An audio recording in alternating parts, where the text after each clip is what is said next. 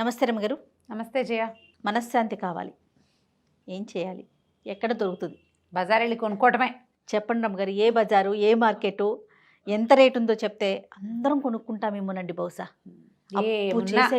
అప్పు చేసైనా కొనేసుకుంటామేమో అనిపిస్తుంది నాకైతే. చాలామంది దగ్గర వింటామండి అబ్బా మనశ్శాంతే లేదని. కానీ ఏదో ఒక సందర్భంలో మనమందరం కూడా అంటామేమో ఆ మాట కదండి. అవును. ఏంటి రమ్మగారు, ఇది ఎందుకు లోపిస్తోంది? ఏం చేయాలంటే అసలు మనకి మనశ్శాంతి అవసరమే లేదు జయ. మన పని మనం చేస్తే ఏముండదు. ఈ మనశ్శాంతి లేదు, చిత్తశాంతి లేదు, ఇలాంటివి ఎప్పుడు వస్తాయి మనకి? మనం కొలాప్స్ అయిపోతుంటే, చేయలేకపోతుంటే, ఓవర్లోడ్ అయ్యామని ఫీల్ అయితే, అవటం కాదు, మనం ఫీల్ అవుతాం. ఇది కరెక్ట్. మన ఇప్పుడు నిజంగా మనశ్శాంతి లేని పరిస్థితులు అంటే దుర్భరమైన స్థితి వస్తే, కాలు కదపలేని స్థితి, చెయ్యి కదపలేని స్థితి, ఏ దారి లేదు, మనకెవ్వడూ లేడు, డబ్బు లేదు, ఆరోగ్యం లేదు, పిల్లలు లేరు, ఎప్పుడో మనశ్శాంతి లేదు. అలా అది కాకుండా మనం రోజువారీ పనులన్నీ టింగరంగా చేస్తూ నిన్న రాత్రి ఐమాక్స్లో సినిమా చూసి వచ్చి ఇవాళ ఏదైనా పిల్లలు ఏడ్చి వంట అవ్వక ఆఫీస్కి టైం అయిపోయి అప్పుడు మనశ్శాంతి లేదంటే ఎలాగ చెప్పు? అవును, అంటే మనశ్శాంతికి కూడా మీరు జెన్యూన్ కాజ్ ఉండాలంటారు. ఎస్, జెన్యున్ కాజ్ తోటి మనశ్శాంతి లేకపోవటం అంటే వేరే కథ. మనం అందరం మనశ్శాంతి కోసమే వెతుకుతాం. పరువు చిన్నవాడు ఒక 10 ఏళ్ళు 8 ఏళ్ల పిల్లాడు తీసుకో, వాడికి కూడా మెంటల్ పీస్ ఉండదు. వాళ్ళ అమ్మ తిడుతుంది, నాన్న తిడతాడు, నాయన మీద ఉంటుంది, స్కూల్లో ఏదో ప్రాబ్లము, పక్కవాడు విసిగిస్తాడు, పుస్తకం పోతుంది, వాడికి ఐస్ క్రీమ్ ఇష్టం, వాళ్ళ అమ్మ కొన్నంటుంది. డాక్టర్ దగ్గరికి వెళ్తే ఆయన ఐస్ క్రీమ్లు తినకూడదంటాడు, డాక్టర్ గారి పేరు చెప్పి బెదిరిస్తుంది, హాస్టల్లో వేసేస్తా అంటుంది. పాపం వాడికి మెంటల్ పీస్ ఏది పిల్లాడికి? లేదు. ఇదో పెద్ద సమస్య. అక్కడి నుంచి టీనేజ్కి వచ్చాక అప్పుడు బోల్డ్ అన్ని సమస్యలు, మనం అందంగా లేమేమో అన్న ప్రాబ్లం దగ్గర నుంచి, పక్క పిల్ల బాగుంది, దానికి బాయ్ ఫ్రెండ్స్ ఉన్నారు, మనకు లేరు, అదే. లేకపోతే అక్కడి నుంచి దానికి క్లాస్ ఫస్ట్ వచ్చేస్తుంది, నేను ఎప్పుడు థర్డే ఉంటాను, ఫస్ట్ రావట్లేదు, మా అమ్మ ఎంతసేపు దాంతో పోలుస్తుంది. ఆడపిల్లలకి ఇది, మగ పిల్లలకి ఇంకోటి.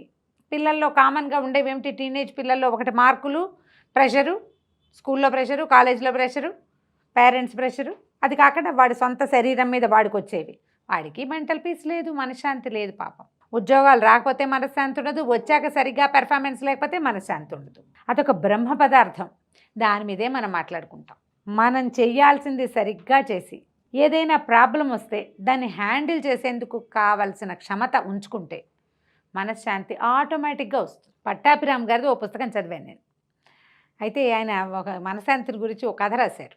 సొంత కథ కాదనుకుంటా, పురాణ గాథ అని చెప్పారు. పూర్వం అట్ట దేవుళ్ళు మొదట మనం ఎవరైనా లేనప్పుడు చాలామంది దేవుళ్ళు ఉండేవాళ్ళు, వాళ్ళకి ఏం పని పాట ఏమి ఉండేది కాదు. ఏముంటాయి దేవుళ్ళకి పనులు? మనం ఎవరైనా లేమప్పుడు, ఈ భూలోకం ఉంటేనే వాళ్ళకి పని. ఖాళీగా ఉండేవాళ్ళు, ఎంతో స్వర్గానందాన్ని అనుభవించేవాళ్ళు, హాయిగా ఉండి ఉండి విసుగు పుట్టింది మనకు కూడా. చూడు, పని లేక మనశ్శాంతి ఉండదు మనం. అవునవును, ఏ పని లేకపోతే వ్యాక్యూము, పని కల్పించుకోండి అని చెప్తాం మనం కదా. అవును, ఖాళీగా ఉంటే వ్యాక్యూమ్ ఉంటుంది. ఈ దేవతలంతా ఈ వ్యాక్యూమ్ని భరించలేక, క్రమంగా ఒత్తిడి భరించలేక చచ్చిపోతాము. ఏదైనా పని చేయాలని చెప్పి భావించి భూలోకాన్ని, చెట్లు, చేమలు, జంతువులు, మనుషులు, దిబ్బ తిరుగుండం, పొలం, పుట్ర అన్నీ ఏర్పరిచాక దేవుళ్ళంతా తలా ఒక పోర్ట్ఫోలియో పంచుకున్నారు. మొక్కలకొకడు ఒక దేవుడు, దేవతల గొడ్లకు ఒక దేవుడు, జంతువులకు ఒక దేవుడు, పొలాలకొకళ్ళు, భూమికొకళ్ళు, పుట్రలకొకళ్ళు, ఇట్లా తలా ఒకటి పంచుకున్నారు. ఒక్కో దేవుడి దగ్గర 2-3 పోర్ట్ఫోలియోలు కూడా వచ్చినాయి. అంత లిస్ట్ రాసి ఈ లిస్ట్లో 2 నువ్వు తీసుకో, 3 నువ్వు తీసుకో అని పెట్టుకున్నారు. పెట్టుకున్నాక ఒక పదార్థం మిగిలిపోయిందట. అదేమిటంటే మనశ్శాంతి. ఈ పదార్థాన్ని నువ్వు తీసుకో అనుకున్నారు. ఒక్కొక్కళ్ళు సజెస్ట్ చేశారు, కొండల మీద పెడదాం, అక్కడికైతే ఎవరు తీసుకోలేరంటే. మానవులు చాలా తెలివైన వాళ్ళు, భవిష్యత్తులో వీళ్ళు విమానాలు అవి కనపెడతారు, ఆ కొండల మీదకి ఎక్కేసి తీసేసుకుంటారు, కనిపెట్టేస్తారు. కనిపెట్టకూడదు. లేకపోతే సముద్రాల్లో దాచిపెడదామని ఇంకొకళ్ళు సజెస్ట్ చేశారు.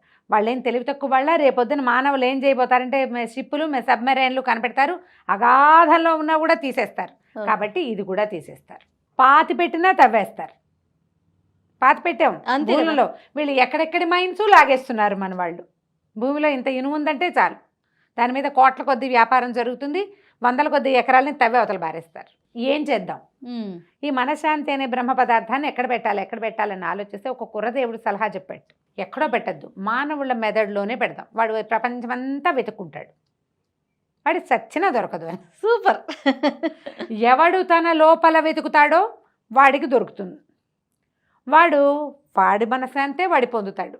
వీడు మనశ్శాంతిని పొందాడని ఎదురుకుండా వాడు చేయడు, వాడు వెతకడం మొదలెడితేనే వాడికి దొరుకుతుంది. అంతే. కాబట్టి ఇది దేవుళ్ళ పోర్ట్ఫోలియోగా ఉంచక్కర్లేదు, వాళ్ళ దగ్గర ఉంచితే సరిపోతుందని చక్కగా మానవుల మెదళ్లలోనే మనశ్శాంతి అనే బ్రహ్మ పదార్థాన్ని నిక్షిప్తం చేసేసారు. ఎంత బాగుందో. మన ఎంత బాగా రాస్తారో ఆయన. మన మనశ్శాంతిని మన లోపల వెతుక్కోవాలి. ఏ ప్రాబ్లం వచ్చినా సరే first list out, pen paper పుచ్చుకోవద్దు, ఆలోచించు. ఇది అసలు ఎక్కడి నుంచి మొదలైంది, ఎవరెవరు దీనికి కారణం, ఏమేమి కారణాలు ఉన్నాయి, ఏ కారణాలని నేను కిల్ చేయగలను. నువ్వు ప్రయత్నం చేస్తుంటే చిత్తశాంతి ఆటోమేటిక్గా వచ్చేస్తుంది. అంతే. నువ్వు ట్రై చేయక ఏడుస్తున్నావు అనుకో, రాదు. ఇప్పుడు మరణాలు సంభవిస్తాయి జయ. అవును కదా, అప్పుడు మనశ్శాంతి ఉండదు. దీనికి ఎట్లా అండి క్వశ్చన్ చేసేది అని అడుగుతారు. వెంటనే అదే ఒక ప్రశ్న ఉంటుంది, మరణం ఎంత సహజమైంది. అవును. ఈ పూట దుఃఖం, రేపు దుఃఖం, ఎల్లుండి, ఎన్ని రోజులు దుఃఖం. నేను నిద్ర ఆగదు, ఆకలి ఆగదు, ఆవలింతలాగవు, ఎక్కిళ్ళాగవు, ఏమాగుతాయి, ఏది ఆగదు, రోజు ఆగదు. మెల్లిగా ఆలోచించుకుని ఈ వ్యక్తి లేకపోతే వచ్చే లోట్లని మనం ఫుల్ఫిల్ చేద్దామని ట్రై చేస్తే ఆటోమేటిక్గా పెద్ద మనసంత్రమని కొంచెం క్రమంగా మనం దారిలో పడతాం. వ్యాపారం కుదేలైపోయిన వ్యాపారాన్ని దాన్ని ఎట్లా సెట్ చేయాలి అని మనం ఆలోచించుకోవాలి. కానీ రైస్ పుల్లింగ్ లాంటివి ట్రై చేస్తామంటే కదా, ఎక్కడ పోయిందో అక్కడ కదా వెతకాలి. అంతేనా? అవునండి. మనశ్శాంతి కూడా మన మనసులోనే పోతుంది, మనసులోనే వెతుక్కోవాలి. ఇలా ట్రై చేస్తే మీ మనశ్శాంతి కోసం మీరు ఎక్కడికి వెళ్ళక్కర్లా. దీనికోసం మనం ఏం చేయొచ్చు, ఒక 3-4 రకాల పద్ధతుల్ని పాటించవచ్చు. ఒకటి స్పిరిచువల్ది, భగవంతుడి వైపుకి వెళ్ళటం, దేవుడి ఏదైనా దేవస్థానాలు చూడటము, ఏదైనా పూజ చేసుకోవటం, అటువైపు మార్చుకోవటం. లేదా ఫిజికల్గా కొంచెం మీకు బాగా స్ట్రెస్ఫుల్గా ఫీల్ అవుతున్నారు, బాగా నడవండి, ఎక్సర్సైజ్ చేయండి, కొండలు ఎక్కండి, ఎక్కడికైనా నడిచి వెళ్ళండి.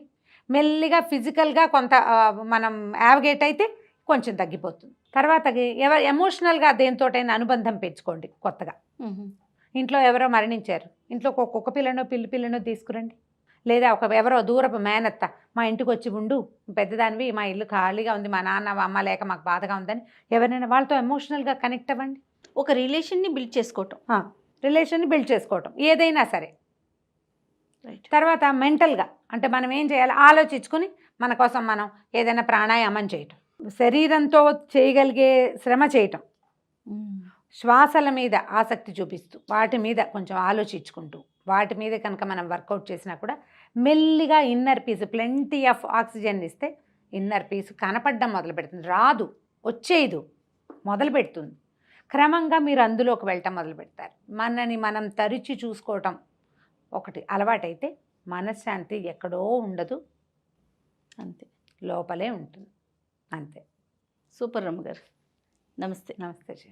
సుమన్ టీవీలో మీ పర్సనల్ అండ్ బిజినెస్ ప్రమోషన్స్ కోసం కింది నెంబర్కి కాంటాక్ట్ చేయండి.